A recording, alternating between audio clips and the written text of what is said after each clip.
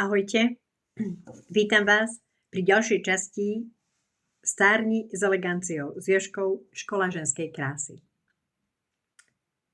Nie som na to už stará?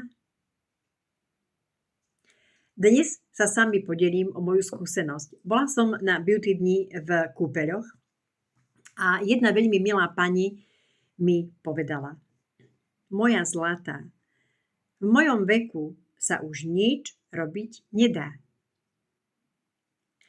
Tak som sa pousmiala, pretože tá pani bola približne v mojom veku.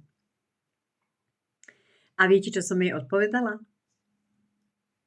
Na veku nezáleží. Záleží na tom, či chcete niečo dopriať svojej pleti, alebo ste ju už odpísali. Viete, ja nehovorím, že sa vrátime späť o 20 rokov. Ale správnou, vhodnou a pravidelnou starostlivosťou môžeme dosiahnuť, aby naša pleť bola hydratovanejšia, jemnejšia, žiarivejšia a hlavne zdravšie vyzerajúcejšia. A čo je veľmi dôležité, aby sme sa my v nej cítili veľmi dobre.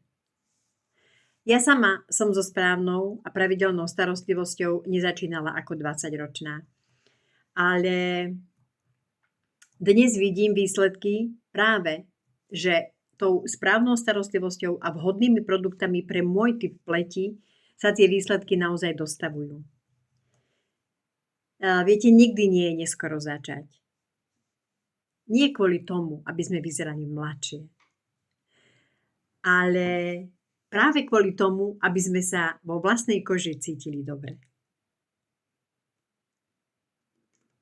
Povedali ste si už niekedy tú vetu, že v mojom veku sa už nič robiť nedá?